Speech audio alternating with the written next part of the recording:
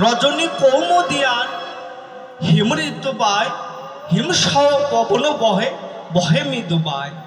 তার মানে দেখুন প্রকৃতির ভাব, আজ যেন প্রকৃতিও ওই গৌরের সেবায় লাগবে বলে মানে মৃদু মৃদু পবন বইতেছে, মানে শীতল বাতাস বহিতেছে।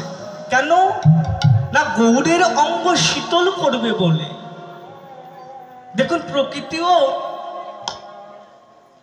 ভগবানের সেবায় নিয়োজিত হইবে বলে অন্য রূপ ধারণ করেছে।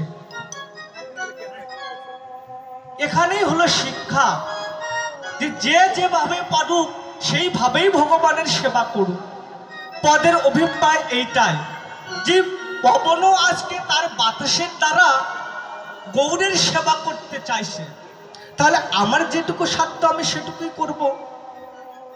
তাই ভগবান বললেন পত্র পুষ্পম ফলম তয়ম যৌমে ভক্তা প্রযচ্ছতি।